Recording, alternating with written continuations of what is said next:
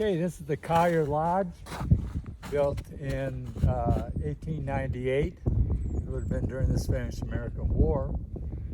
I believe the basic building might have been started in around 1890.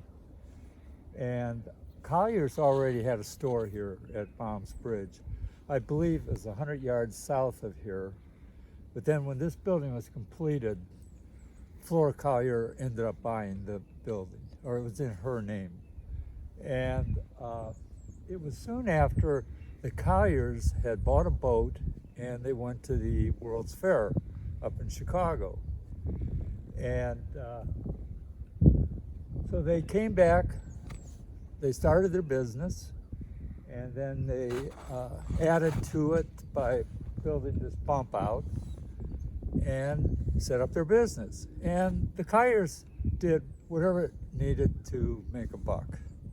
So it was a store, it had rooms upstairs, there was a restaurant in the 1920s, it was a gas station here. So whatever was needed, they were able to provide. The Colliers owned it until the Collier family died off.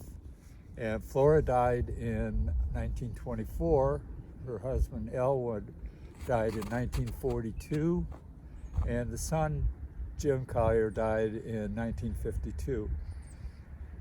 And then it was bought by the South Porter County Conservation Club, and there were a couple other owners after that.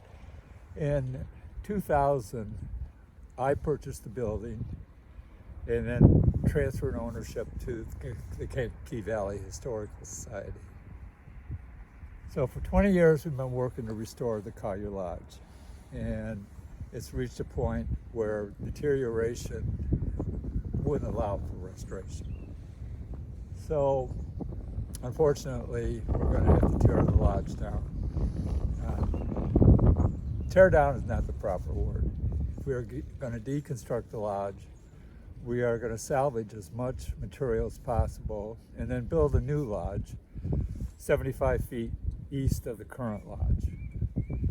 And it will be an exact replica and will have all the modern amenities of a modern building. So that's the future of Kankakee Valley Historical Society. Moving from the restoration to building a new Collier Lodge, and then moving on to the rest of our work that we do here at Bombs Bridge.